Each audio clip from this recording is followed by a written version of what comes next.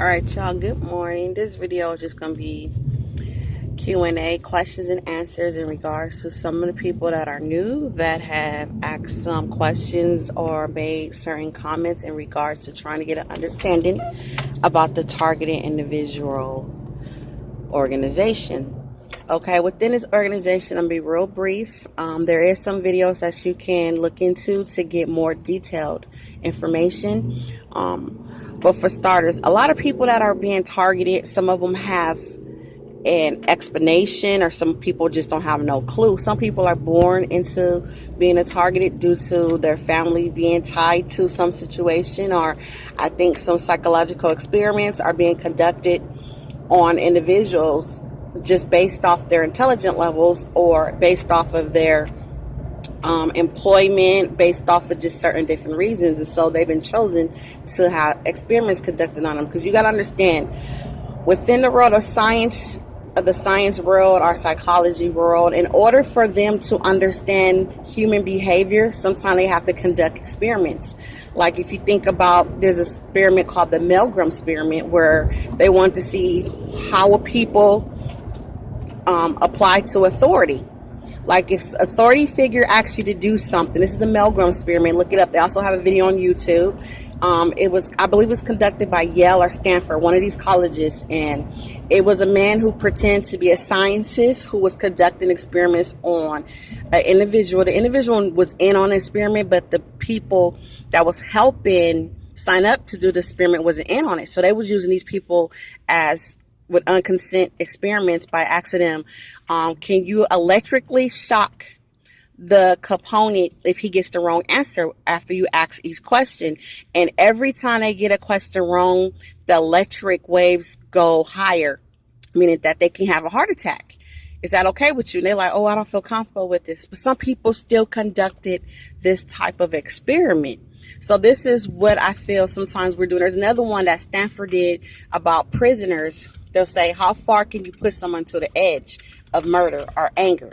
Okay, so they did an experiment where they took a bunch of inmates. Some of them knew, because some of them was just college students that signed a consent form to do this experiment, and push them to the edge to see how far would you go before you become angry, before you snap, or before it makes you a mental breakdown. So I think like a lot of targeted individuals are part of that world where they're doing experiments on us to see how far will we go before we snap, or how far will people go to help authority, and how far people go against authority. Being a target individual doesn't necessarily mean that these people are placed as target individuals because they did go against authority in a disrespectful manner. A lot of people that are targeted is because they seen wrongful doings and they told, which is classified as a whistleblower. They said, you know what, I work in this government entity and I don't like the things that they are doing, and I'm not going to consent to that. Or I'm going to tell higher up that they're not following procedures, they're doing what they want to do. Like, for instance, some police officers try to tell against the bad police officers, but they will become a targeted individual against their own kind. Yeah, it's supposed to be a brother unit within that field, but they feel like what happens inside this field stays inside this field. And by you being connected and consenting to this badge, you better not say nothing, because if you do, we're going to shun you and blackball you. Okay, so that's what I'm saying. So it's a lot of things like that why a person may become targeted. I heard a lot of things saying you guys deserve it because you guys don't respect authority. I highly respect authority, even if the authority I feel is in the wrong. For instance, a lot of people like, oh, I don't like my president. He's still your president, so you have to respect that man as being your president. You don't have to like somebody to respect them. That's how I feel about it. Like, there's a lot of people I feel you don't have to like me due to the slanderous things that's being said, but please respect me and I will respect you. We can agree to disagree rightfully. Like, even on our page, people that do YouTube videos get threatened.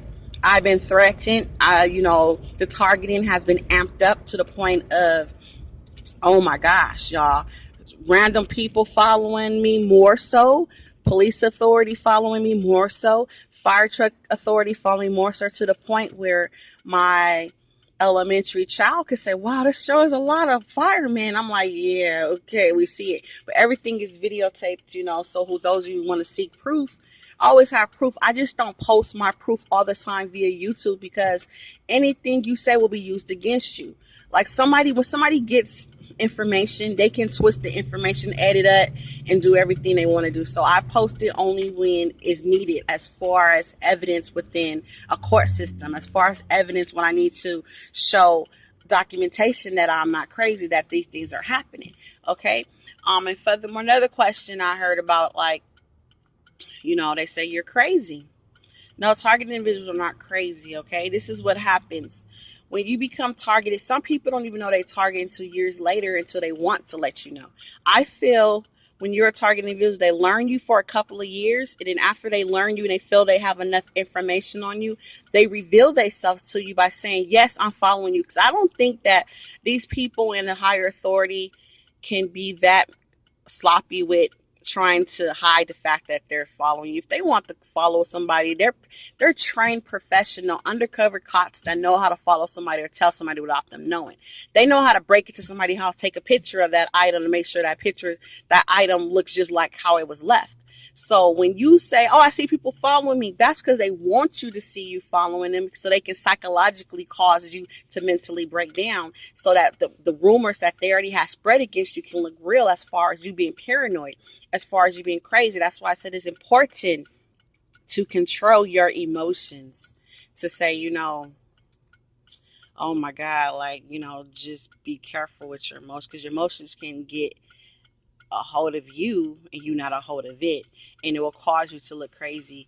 And then, for instance, I say that's why it's highly important that you be able to speak up for yourself and get the awareness out. Like, I think some of the YouTubers that jumped on other people's channels and was talking about the targeting individual committee organization in order to spread the awareness. Oh my God, I forgot her name, but it was a lady that jumped on another channel, was like, this targeting individual stuff, I seen it on another channel, and then I said, oh my God, I seen the same thing, let me come in. And after that day, when the awareness went out, you guys, to more viewers, oh, the targeting became heavy. I was getting calls from Jamaica. I got people in Nevada, I believe that's Las Vegas, Nevada. They just come up on my phone, Nevada, stalking me, talking about, we in your location, we know where you at.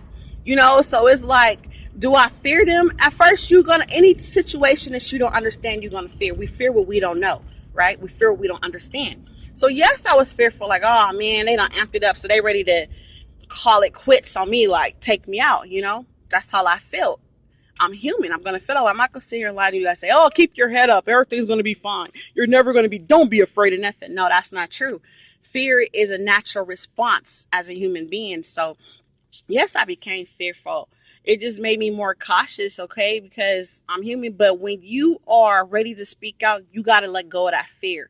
You got to be ready to have control and say, you know what? Something might happen from me getting the awareness out, but I don't want to die in silence. So if they come murk me today, I'm sorry.